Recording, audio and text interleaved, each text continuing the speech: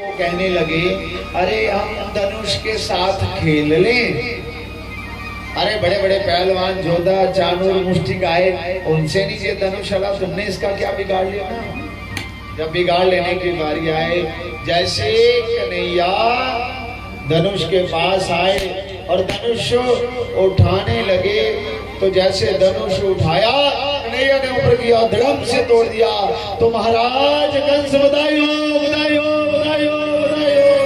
अरे किस बात की बधाई, आपका काल आपके घर आ गया, आपका काल आपके घर आ गया। अब आपको कोई बचाने वाला नहीं है। अब जब नहीं है तो चाणूर मुष्टि को मारने के लिए जो रखे थे कृष्ण बलराम के लिए, और महाराज भगवान ने उनका भी किया।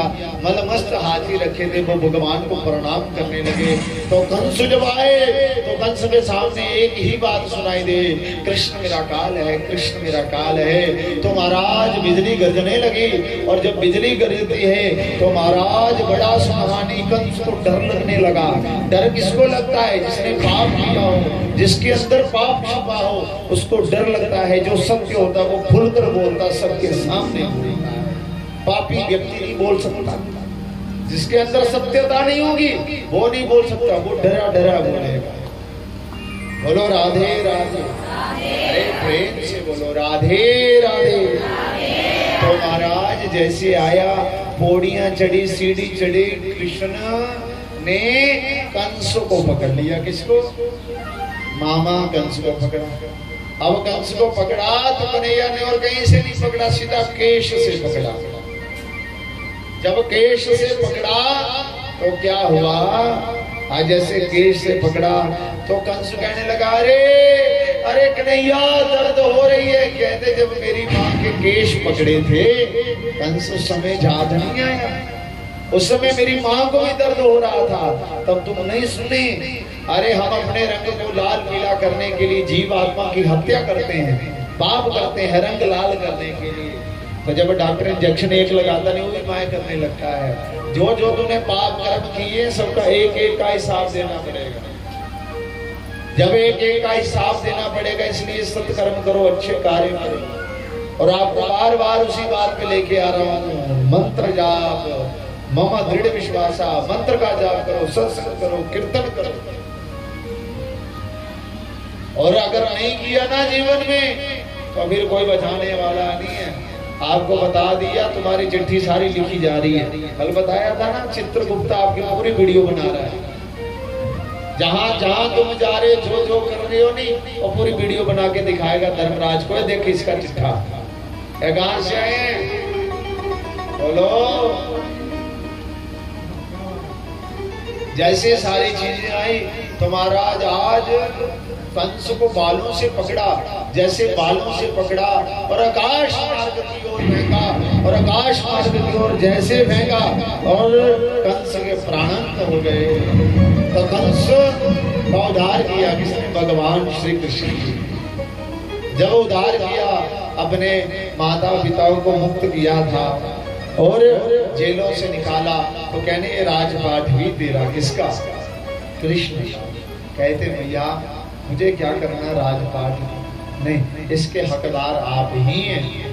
भगवान ने कंस को तो मार दिया, मगर कंस की जो दो पत्नियां थी, अस्थि और प्राप्ति, वो जागृत हो गई। जब जागृत हुई तो महाराज क्या हुआ, आज वो अपने भाई के पास गई, जरासंध। इसके पास? जरासंध के पास गए। तो जरासंध के पास जैसे गए, जरासंध के पास गए, कहते महाराज भाई मुझे विधवा कर दिया। किसने? कृष्ण ने। कृष्ण ने विधवा कर दिया। अरे कंस को मार दिया, अरे मार दिया, अस्थि प्राप्ति दोनों गई, मतलब अभिमान लोभ डूबी गई। तो जरासंध जी ने भगवान पर आक्रमण करना शुरू कर दिया। क्या आक्रमण शुरू किया? ऐसे नहीं किया, एक बार नहीं 17 बार जरासंध जी ने भगवान श्री कृष्ण पर आक्रमण किया। कोई नहीं, स्थायी अक्षोणी सेना के साथ लेकर गए। जरासंध की नगरी है बिहार राजगिरी में। कहा? नालंदा यूनिवर्सिटी के आगे 1 घंटे का रास्ता है, राजगिरी। राजगिरी जहां वो सेना रखता था, वो आज भी 5 कुएं बड़े बड़े वहां पे देखना हो बड़ी दूर तक नीचे से, जहां वो अपनी सेना संभालता। मेरे जीवन में एक बाप था, अरे वो कैसा था जिसने 17 बार भगवान पर आक्रमण किया। वो कितना बड़ा छोटा है, भागवत में तो पढ़ा था, अगर मुझे विश्वास ना हो तो मैं कहा सीधा जरासंध चला गया, नगरी राजगीर में जरासंध की। आज भी वो जितने जितने पहाड़ है, इतने बड़े बड़े पहाड़, आज भी जरासंध नगरी के खजाने के पहाड़ है, आज भी वो गुफा है, सुवर्ण भंडार है महाराज। इतना बड़ी स्थायी अक्षौणी सेना जिसके पास हो महाभारत में भी नहीं इतनी थी। और महाराज भगवान श्री कृष्ण पर चढ़ाई कर दी, भगवान ने 17 बार हराया। जब हराया तो फिर जरासंध ने संकल्प लिया, 11,000 ब्राह्मण जिमाए, 11,000 ब्राह्मण जिमाने पर कहा और ये घोषणा कर दी, अरे इस बार अगर मैं युद्ध नहीं जीता तो ब्राह्मणों को सूली पे चढ़ा दूंगा, और अगर मैं युद्ध में विजय प्राप्त कर ली तो ब्राह्मणों को इतना सारा धन दे दूंगा कि पूरी उम्र भी खाते रहे तो खत्म होने वाला नहीं है। जब नहीं है तो क्या हुआ महाराज, आज जरासंध जी ने ब्राह्मणों को बिठाया, यज्ञ करवाया, यज्ञ करवाने के बाद आज ब्राह्मणों को चुनौती भी दे दी साथ साथ, अगर नहीं जीता तो ब्राह्मणों आज आपको कोई बचाने से कोई भी रोक नहीं सकता। जब नहीं रोक सकता तो आज गए तो ब्राह्मण करने लगे, हे गोविंद, हे मेरे प्राण वल्लभ, हे सखा मेरी रक्षा करो, हे नारायण, हे प्रभु। भगवान की अर्चना पूजा कब करता है, जब दुख आता है तो उस समय भगवान की पूजा नहीं होती, उस समय होठों से नाम लिया जाता है, हृदय से तो यही कहते हैं, अरे हॉस्पिटल से बाटल खुल जाए तो बात बने, अरे दिल से बात बननी चाहिए, होठों से जो है कभी भी उतर सकता है। आज जैसे हुआ, आज ब्राह्मण सारे 11,000 ब्राह्मण बैठ गए, 11,000 जब ब्राह्मण बैठे तो कहने लगे, हे गोविंद आज हमारी रक्षा करो, आज हमारी रक्षा करो, आज हमारी रक्षा करो, हे मेरे प्राण वल्लभ, हे मेरे गोविंद, हे मेरे नाथ, मैं आपको भूलूं नहीं। जैसे गए तो भगवान के साथ जरासंध का युद्ध हुआ, और जब युद्ध हुआ तो जरासंध ने चारों ओर आग लगा दी। जब चारों ओर आग लगाई तो भगवान उस युद्ध से भाग गए। भगवान का एक नाम बड़ा, बोलिए रणछोड़ भगवान की जय, बोलिए रणछोड़ भगवान की जय, बोलिए रणछोड़ भगवान की जय। उस युद्ध से भागे और शिल्पकला विश्वकर्मा उनको आदेश दे दिया, भगवान ने रातों रात नगरी बनाओ, कहा समुद्र के बीच द्वारिकापुरी बना दी। द्वारिकापुरी में भगवान अपने सारे सखा संबंधियों को कहां बसाया, द्वारिका में। सुखदेव जी वर्णन करते हैं, सुखदेव भगवान कहते हैं मैं सबसे नहीं डरता मगर ब्राह्मणों से बहुत डरता हूं। क्यों कहते, और किसी से डर नहीं लगता, ब्राह्मण से डर लगता है। दुनिया में आज भी देख लो, ब्राह्मण का मतलब ये नहीं है कि उन्हीं के घर जन्मे तो ब्राह्मण है, कहने का मतलब कर्म होना, कर्मों के प्रारंभ से व्यक्ति ऊंचा है। आज नासा विज्ञान में कहीं चले जाओ, जो भी नौकरी करता सब ब्राह्मण कर रहे हैं। आपका गणितज्ञ बना, मैथ बना, आर्यभट्ट ने स्थापना करी, किसने करी, आर्यभट्ट ने। गुरु लोक परंपरा जितने ब्राह्मणों ने, क्षत्रियों ने जितनी देर तक राज किया ब्राह्मणों के आदेश पर उसकी पालन करने से किया। क्षत्रिय भुजा है, उन्होंने ब्राह्मणों के 6 कर्म रहते हैं, क्या, यज्ञ करना कराना है, वेद पढ़ना पढ़ाना, दान लेना दान देना। क्षत्रियों का क्या काम है, यज्ञ करना कराना, वेद पढ़ना पढ़ाना, दान करना दान लेना। 5 कर्म क्षत्रियों के। आज क्षत्रिय बोल गए, ब्राह्मण बोल गए, शूद्र बोल गए, वैश्य बोल गए। आज हम अपना कर्म स्वयं नहीं कर रहे तो हम दुखी हैं। आज भी देख लो, कहीं भी इतिहास देख लो, जिसने अपना पूर्ण भाव रखा, पूर्ण संकल्प रखा, पूर्ण नियम रखा, वो आज नहीं। चाहे सुदामा देखो, 3 मुट्ठी चावल भगवान ने दिए, उसमें भी 2 दिए, माता ने रुकवा लिया और पूरी उम्र क्या मांगी, भिक्षा। क्या मांगी, भिक्षा। नियम था उसका। 5 द्वार पर खड़ा हो जाता, छठे में नहीं जाता, चाहे बच्चों को पानी पिलाकर सुलाना पड़े। और जिस समय नहीं मिलता तो कहते भगवान की अनन्य कृपा हुई, आज नहीं खाया तो क्या नींद नहीं आएगी, तो नींद नहीं आएगी तो वजन ज्यादा हो। ऐसे ऐसे कह जाते थे। ऐसे थे लोगों के उस समय जिन्होंने परमात्मा को पाया। तुम्हें चाहिए सब कुछ। मीरा ने मंगया भगवान जे थानू पूछना हो ना बबनौर आले थानू की चाहिदा, तुसे लंबी लिस्ट बनाइए देना, सानू चाहिदा समान। बोलो राधे राधे सच्चिदानंद भगवान की जय। तो महाराज द्वारिकापुरी का निर्माण किया, और द्वारिकापुरी का निर्माण जैसे किया तो उसी के बीच में प्रसन्न भगवान सुखदेव जी महाराज कहते, महाराज कहते कंस के वध करने के बाद भगवान सीधे द्वारिका चले गए?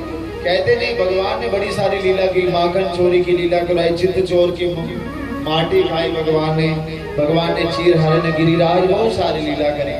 भगवान ने जहां सब गुण दिखा, भगवान ने उसको ठीक करने के लिए लीला बनाई।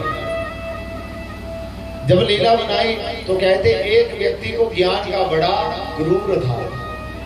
इसको महाराज उद्धव को बड़ा गुरूर था, मैं बहुत ज्ञानी हूँ, मैं बड़ा धर्मात्मा हूँ, मैं बड़ा वेदांती हूँ। भगवान जैसे रहते थे ना वहां, तो आज माता कहती अरे खा।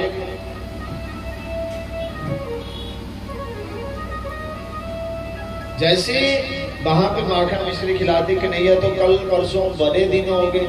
जब बड़े दिन हो गए तो क्या हुआ,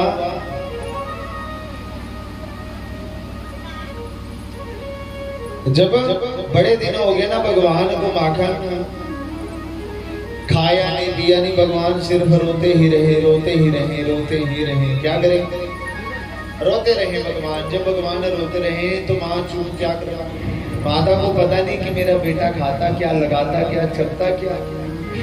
आज कहते हो जब इससे पूछो कन्हैया क्या खाता है, मैया ने जैसे, मैया तो मैया ही है ना। माँ का बेटा डॉक्टर क्यों ना हो जाए, हजारों की सर्दी गर्मी दूर क्यों ना करे, मगर माँ की जो ममता होती है ना, माँ की ममता ममता ही होती है। अगर माँ को हम सूरज कहें तो माँ सूरज भी नहीं है। क्यों नहीं है? सूरज के पास जाओगे तो गर्मी महसूस होती है। मेरी माँ कभी गर्म स्वभाव से हमें अपने बच्चों को कभी नहीं बोलती। अगर आप कहें कि माँ चंद्रमा है तो माँ चंद्रमा भी नहीं है। चंद्रमा के पास जैसे जैसे जैसे नजदीक जाओगे उसमें दाग धब्बे दिखना शुरू हो जाएंगे। मेरी माँ अपने बच्चे को कभी भी दाग धब्बे से नहीं देखती। माँ का बेटा चाहे डाकू हो, चाहे जेब कतरा हो, चाहे किसी भी प्रकार का हो, माँ अपने बच्चे को डाकू नहीं कहती, जेब कतरा नहीं कहती। सिर्फ एक ही चीज कहती, अरे मेरा लाला, मेरा बेटा, मेरा कान्हा। जब इतनी सारी, अगर माँ को कहें कि माँ समुद्र है तो माँ समुद्र भी नहीं। क्यों?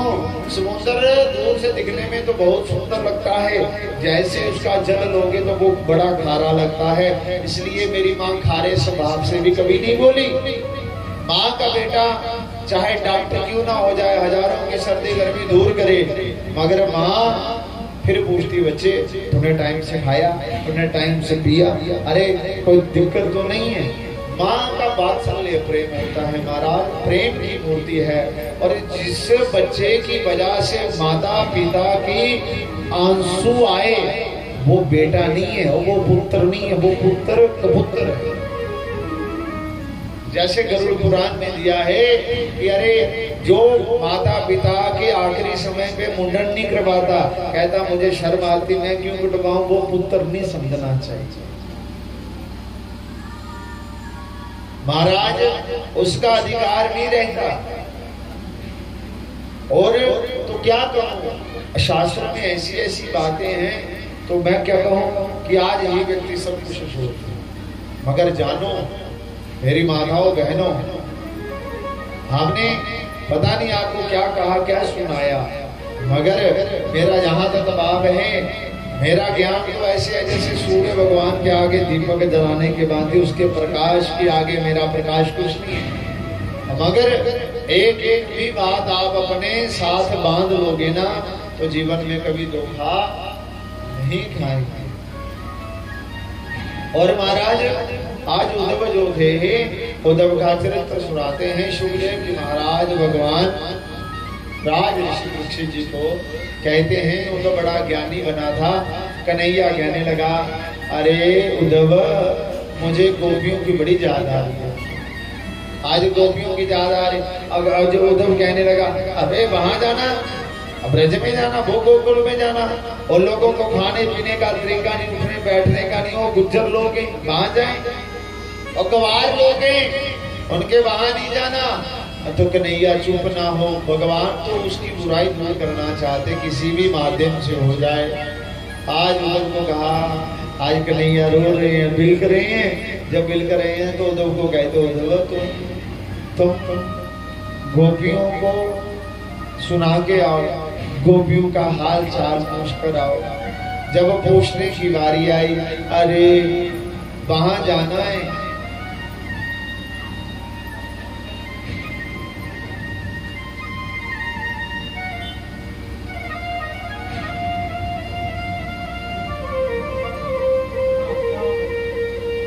आज भगवान रोते हैं, अरे उद्धव मेरा संदेश गोपियों तक कोई पहुंचा दो। तुम नहीं रहना तो नहीं रहना, तुम्हें एक बात मान ले उद्धव। क्या बात?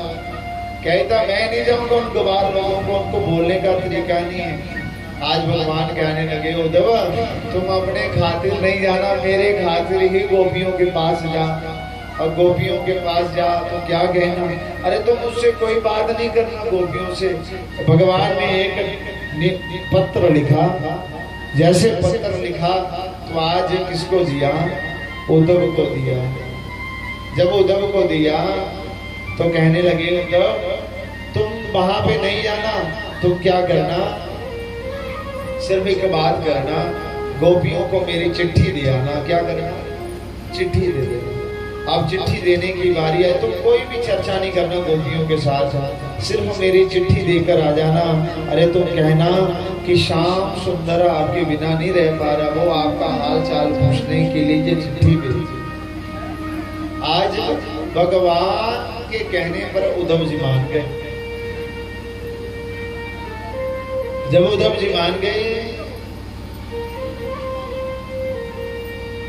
उद्धव जब माने, आज चिट्ठी लेकर चले गए। जब चिट्ठी लेकर गए ना महाराज, उद्धव रथ पर बैठे सोचने लगे, अरे कहां गवार लोगों के बीच में चला गया। भगवान आपका हृदय देखते हैं, भगवान आपका मन देखते हैं। भगवान ये नहीं देखते कि तुम बहुत बड़े हो, तुम बहुत छोटे हो, तुम्हारे पास बहुत संपत्ति है, तुम्हारे पास बहुत कम है। भगवान किसी को नहीं देखते, भगवान को जिसने चाहा भगवान उसी को मिले। कबीर ने तो सीधा कह दिया, कबीरा सब जग निर्धना धनवता नहीं कोए, धनवदास सो जानिए या कि राम नाम धन होए। जिनके पास राम नाम का खजाना है वही सबसे बड़ा धनी है। और ये जितने भी धनी बने हुए सारे भिखमंगे हैं, सभी मांग रहे हैं, सब टुकड़े मांग रहे हैं, इतने टुकड़े मांग रहे हैं। गाय बछड़ा खा पी कर शांति से बैठ जाता है, इंसान जानवरों से भी दुर्व्यवहार कर रहा है। सब कुछ होने के बाद कभी नहीं कहता भगवान मुझे शांति संतोष है, आ जाए आ जाए आ जाए। इच्छा तो मरती नहीं। साइकिल जब था तो फिर मोटरसाइकिल चाहिए, मोटरसाइकिल भी दे दी, मोटरसाइकिल आया, अरे मुझे तो गाड़ी चाहिए। भगवान ने कहा ले, गाड़ी भी मिल गई। गाड़ी जब नहीं थी तो बड़ा चाह था, इच्छा थी, जब गाड़ी मिल गई तो फिर कपड़ा मारने वाला कोई नहीं मिल रहा। जब गाड़ी मिल गई, अरे भगवान मुझे मकान चाहिए, तो भगवान ने मकान बना दिया। फिर आप ही ने तो मना कर दिया, अरे वीरवार पोछा नहीं मारेंगे, मंगलवार पोछा नहीं मारेंगे। इच्छा समाप्त, नई इच्छा प्राप्त हो गई। अरे क्या हुआ, मकान तो बना लिया, वो बगल वाली जगह बिक रही है, वहां पे क्या करते हैं जगह खरीद लेते। भगवान कहते चल खरीद ले, वो भी खरीदी, इच्छा वो भी नहीं खत्म हुई, चलो भगवान ने वो भी आपको दे दिया। फिर क्या करोगे? फिर आपका मन किया, इच्छा करी, अरे अब जगह तो लिए बहुत दिन हो गए, वहां पे कोई काम करें, तो फिर वहां पे कोई बिजनेस स्थापित कर दिया, बिजनेस मशीन मोटर लगाई, इच्छा फिर नहीं खत्म हुई। फिर क्या हुआ, भगवान ने तुम्हें जगह लेकर दी, फिर उसमें तुम्हारा जुनट भी लगा दिया, इंडस्ट्री लगा दी। तो फिर क्या करता है, फिर कहता है अरे अब जुनट तो लगा दिया, अब लार्ज स्केल पे लगा देता हूँ। जब लार्ज स्केल पे भगवान ने वो भी इच्छा प्राप्त करी, फिर क्या कहता, अरे अभी मजदूर कम है, मेरे आगे नौकर चाकर होने चाहिए। भगवान ने वो भी पूरे किए, इच्छाएं और बढ़ गई, अरे मेरा धनिकों के बीच में नंबर आना चाहिए। भगवान ने वो भी